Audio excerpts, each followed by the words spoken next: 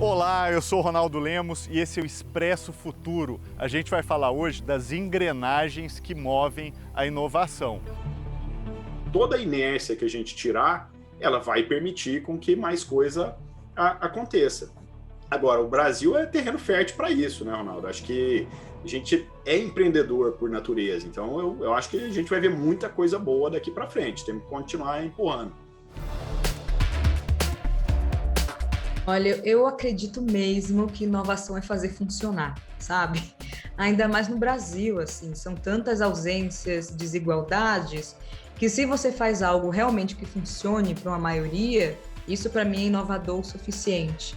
E não se resume a só tecnologias digitais, né? Tem as tecnologias sociais, tem as tecnologias ancestrais. Então, quando eu começo a visualizar o território periférico, que eu chamo de novos centros urbanos, até para a gente começar a olhar como abundância, sabe? Como potência, e não só como com escassez, e considerando que inovação para mim é fazer funcionar, as coisas têm funcionado com certa agilidade.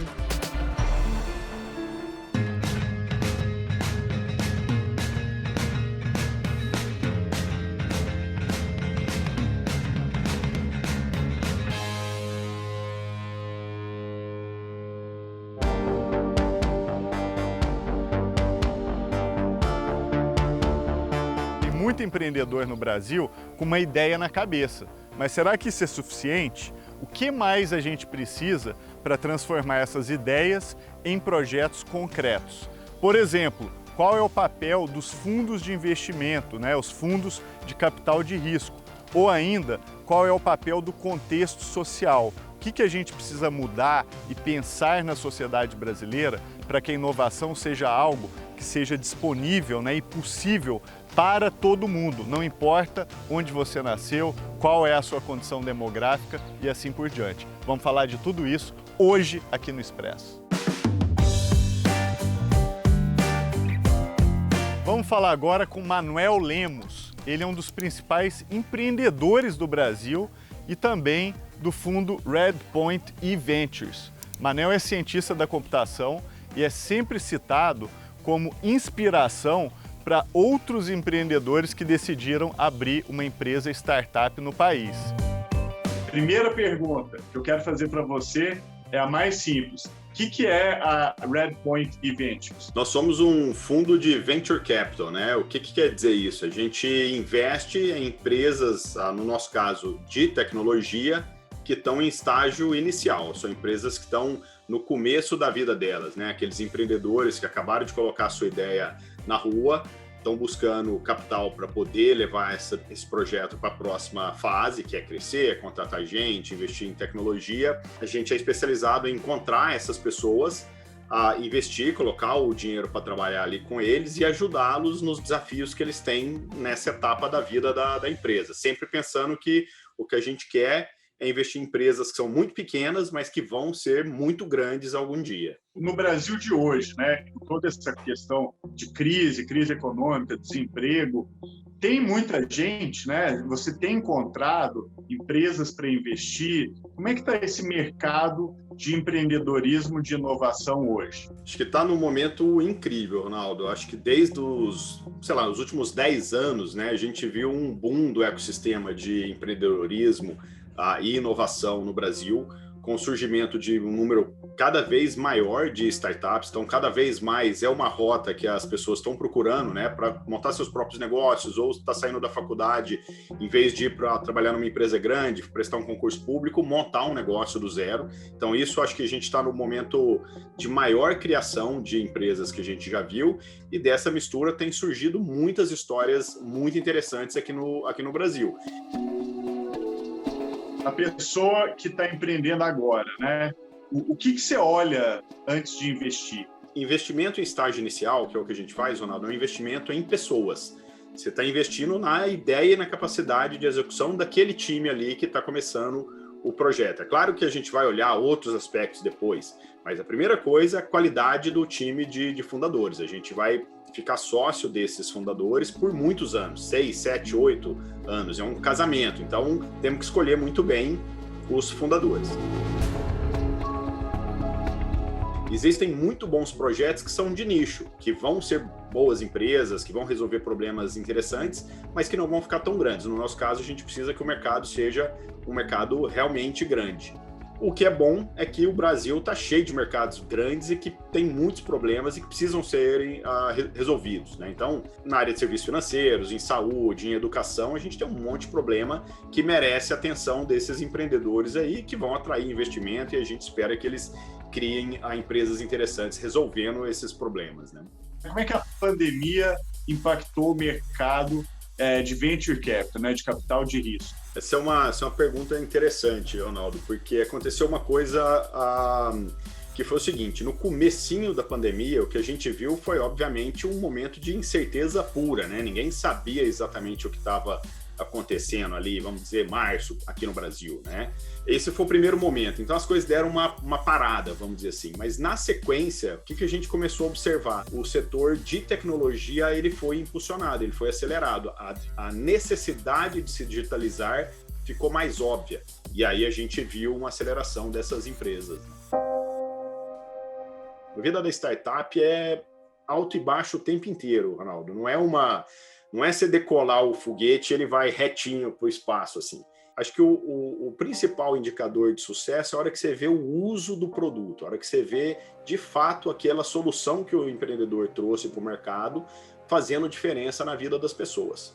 Porque sem o uso, você não vai gerar valor. E sem gerar valor, aquela empresa não vai criar valor, não vai capturar valor, não vai dar certo. Então, você precisa de ver isso. Então, acho que isso é uma coisa que a gente olha bastante. Assim, às vezes está muito no começo, mas você vê bem cedo uma base pequena de usuário usando o produto e muito feliz com o que o produto está trazendo para eles. Tem até um nome meio mágico, né, que a gente fala que é o Product Market Fit. Existia um match perfeito entre o produto e a necessidade do mercado. Agora, problema vai ter o tempo inteiro. O pessoal até brinca, se não está tendo muito problema é porque talvez você não está andando na velocidade que você deveria, né? Então, esse é um pouco do que a gente olha.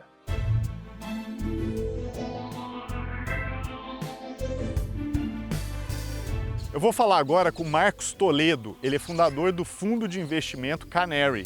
A diferença do Canary é que eles apostam muito em empreendedores jovens, empresas que acabaram de começar, ainda estão num momento muito frágil, mas com um potencial de crescimento enorme. Eles apostaram, inclusive, em empresas que a gente já conversou aqui no Expresso Futuro, como a Boozer e a Tribe. Tinha muito talento no Brasil que se formava nas melhores universidades aqui no Brasil e fora, e que, na verdade, iam trabalhar em lugares mais tradicionais, né? Bancos, consultorias, multinacionais, e esse tipo de talento que a gente começou a ver migrando para o empreendedorismo, para construir coisas grandes. Por outro lado, não tinha tanto capital assim, disponível tomando esse tipo de risco no Brasil como a gente queria tomar. Assim, você, de fato, apostar em times bem no comecinho. E a gente acreditava muito numa tese que era: os melhores empreendedores normalmente estão conversando com outros empreendedores, porque eles estão sempre querendo aprender, né? A gente achava que se a gente tivesse uma rede muito grande de empreendedores em volta da gente, a gente ia conseguir enxergar quem eram os novos empreendedores e empreendedoras que estavam construindo alguma coisa no Brasil de novo.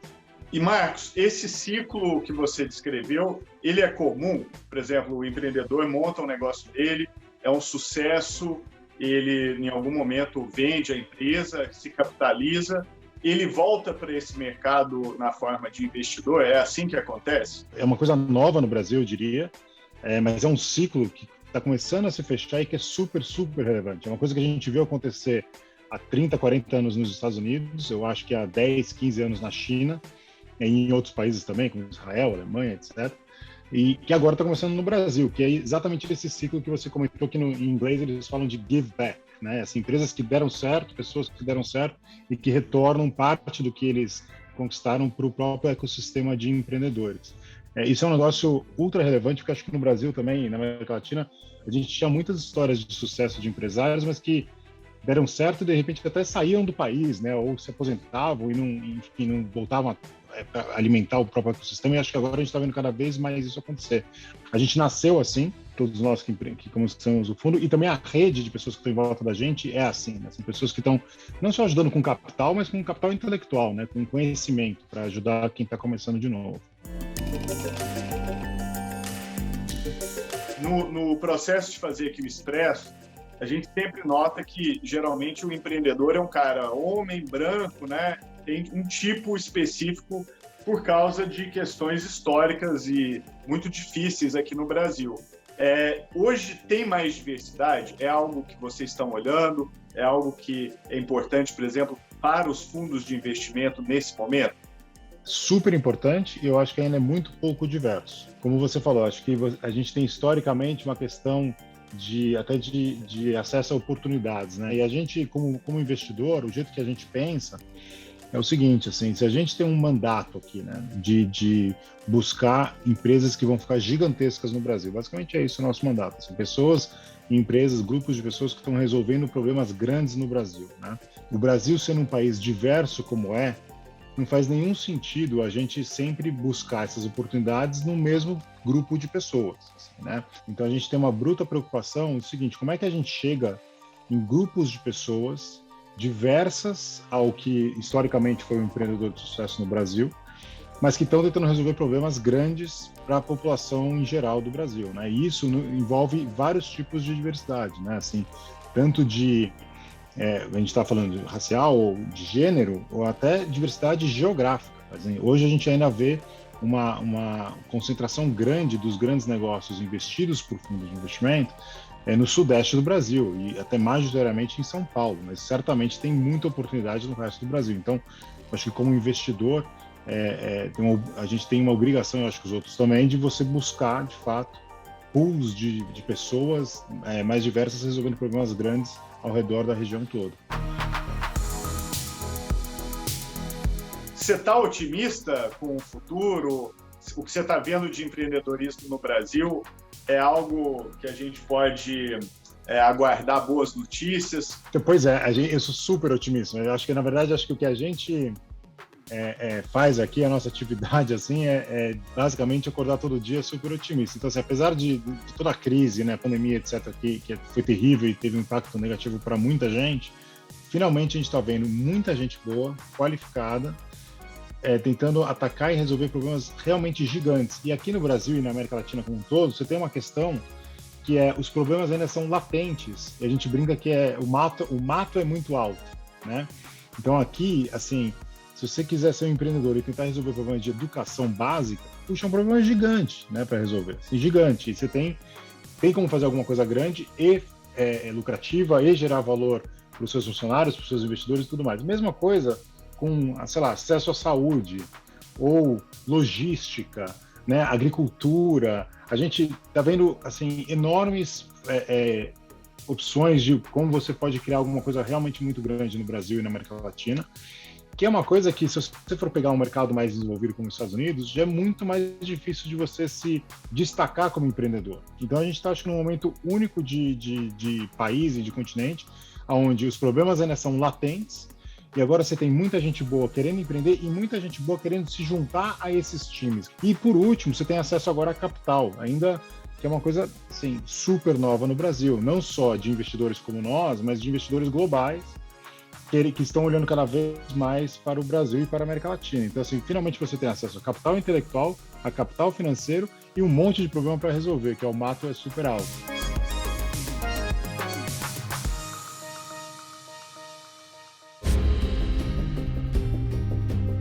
Paulo Rogério é criador do Vale do Dendê, uma iniciativa que apoia empreendedores e inovadores a partir de Salvador. Mais do que isso, ele já foi pesquisador na Universidade de Harvard e também trabalhou na Universidade de Maryland. Tudo que ele faz promove a diversidade do empreendedorismo do ponto de vista também social.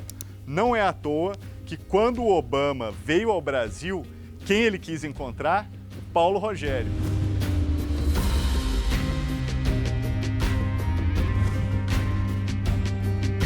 Como é que você foi parar, Paulo, na sua trajetória, nesse caminho da inovação e do empreendedorismo de inovação? Nasci em um bairro periférico aqui de Salvador, e como qualquer pessoa que nasce na periferia, para sobreviver, para superar limites, né, impostos pela sociedade, você precisa ser criativo você precisa inovar e você precisa abrir novos horizontes e perspectivas todos os dias, né? Mas quando eu descobri que podia alinhar o propósito que eu tinha como um ser político, né, ao trabalho que eu estava desenvolvendo, foi aí que acho que abriu uma nova perspectiva para minha carreira profissional, né?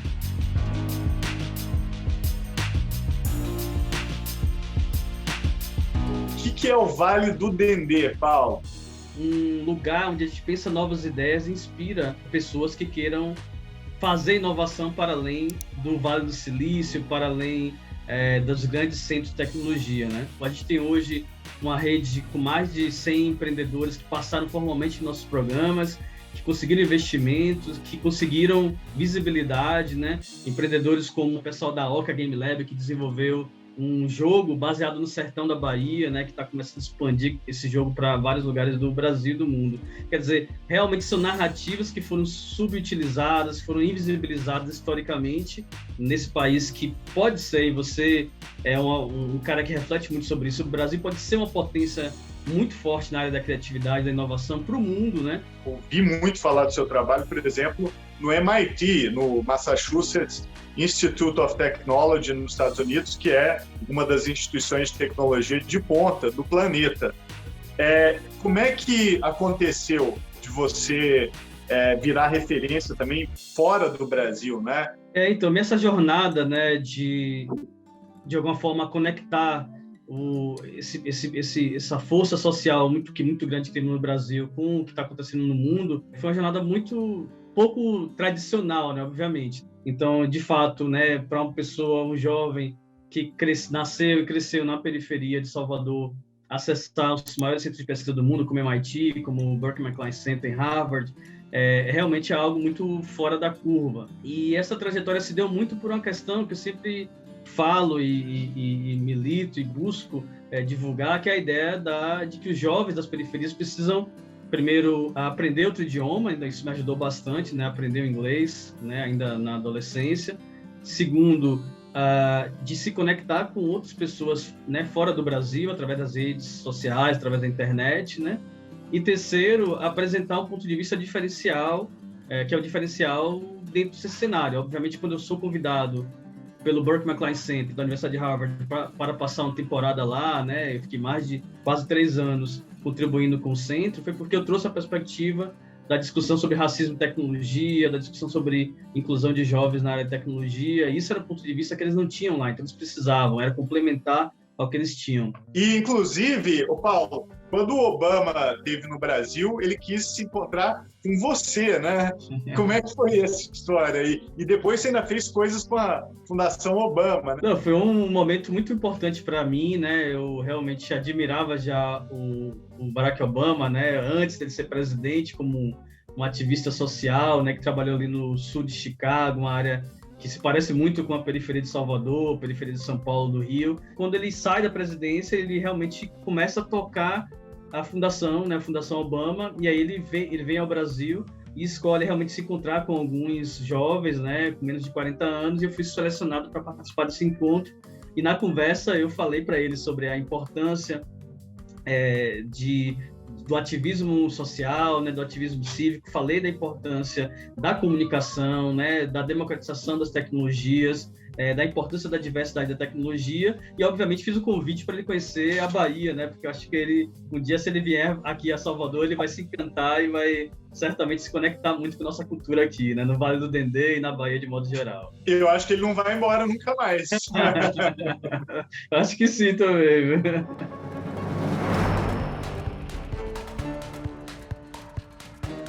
A Monique Evelli é fundadora da Inventivos, uma plataforma de formação de empreendedores. Ela já foi escolhida pela revista Forbes como uma das 30 maiores inovadoras abaixo dos 30 anos no Brasil.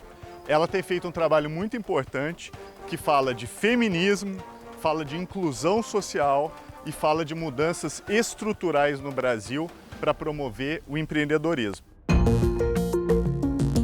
Monique, como é que você construiu a sua carreira de empresária, ativista, comunicadora? Quando eu iniciei minha jornada empreendedora, de empresária, eu não sabia necessariamente que existia esse termo, né? Assim como talvez qualquer outra pessoa periférica nesse país, a gente só quer resolver um problema real, considerando o nosso território, e a partir dali pode ser um projeto social, pode ser um empreendimento social ou não, mas é muito sobre a ausência, né? A ausência seja de políticas públicas, de acesso, de ferramentas, enfim, a ausência de alguma coisa nesse território. E quando eu comecei a fazer esse movimento, eu comecei com 16 anos, mas com cinco anos depois, disseram que o nome disso era empreendedorismo. Aí eu comecei a entender que poderia ser outra coisa também, porque eu aprendi com Racionais MCs que preto e dinheiro não são palavras rivais. Então tá tudo bem eu ter outras possibilidades de projetos e negócios, sejam eles sociais ou não. Eu acho incrível que Salvador está virando um hub muito importante de inovação e de empreendedorismo, né? Tem o trabalho lá do Paulo Rogério, do Vale do Dendê. Me conta um pouquinho, e o que está acontecendo com o Salvador, que está essa ebulição toda incrível, na verdade, né? Ainda bem que as pessoas redescobriram Salvador, porque Salvador é a primeira capital do Brasil, né, gente? E eu acredito mesmo que muita coisa vai recomeçar, o Brasil vai recomeçar em Salvador, porque quando eu falo de tecnologias ancestrais, sociais, digitais, Salvador tem tudo isso, né? A diferença é que como a gente concentrou tanto no Sudeste, esse lugar do que é inovador, do que é startup, do que poderia ser uma empresa escalável, não, que a gente ignorou por muito tempo, a região Nordeste ignorou Salvador. Eu acho que a gente precisa aprender tudo com Salvador. Na minha visão, e aí eu queria te ouvir, eu acho que o desafio que a gente tem é de levar essa ideia de participação na economia do conhecimento para todos, assim, para todo mundo, para o Brasil inteiro. A minha utopia pessoal, pelo menos, é essa. Isso é uma coisa assim que você está trabalhando, te incomoda. Queria muito te ouvir sobre esse problema que a mim me aflige um monte. Sempre é o mesmo perfil, assim, tanto que eu fiquei com muita dificuldade de ser nomeada como empreendedora, como empresária, mas depois eu entendi a importância disso também, né? Porque é criar um outro imaginário. Imagina, uma empresária que na época com 16, 20 anos, agora 26, com dreadlocks, entendeu? Que é importante, sendo a pele preta, sendo de Salvador, sendo nordestina, latina, enfim. É muito diferente e eu sou pouca, né? Eu faço parte de uma exceção, de um grupo mínimo, assim, de pessoas pretas, mulheres pretas, sobretudo, no ecossistema de inovação, porque os fundos de investimentos não estão olhando para as startups lideradas por pessoas pretas.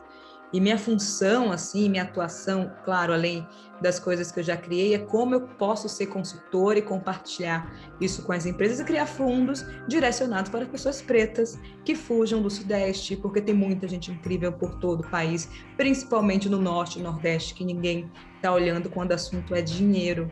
Porque tem uma coisa, Ronaldo, que eu fico incomodada também, que não é sobre nomear a Monique empresária ou empreendedora, dizer, ela é empreendedora, ok. Mas toda vez que uma pessoa preta que cria uma solução, a gente não consegue visualizar isso como inovação. A gente visualiza isso como gambiarra, porque é uma pessoa periférica. E se é gambiarra, a gente não dá credibilidade suficiente para conseguir um investimento, para conseguir escalar a sua solução, e sempre vai ficar na mesma bolha. Porque o ecossistema de inovação, empreendedor, acredita que isso não é empreendedorismo, isso não é negócio, isso é apenas um ativismo. A diferença é que eu sempre falo, eu faço ativismo e faço ativismo bem com dinheiro, porque dinheiro na mão de pessoas pretas, na mão de pessoas indígenas, passa a ser distribuição de renda. Mulheres contratam mais mulheres, pessoas pretas contratam mais pessoas pretas. Então, isso é distribuição de renda, não é concentração de renda. Se a gente começa a entender isso, acredito que a dinâmica muda um pouco, senão a gente vai ficar sofrendo sempre de amnésia histórica, sabe?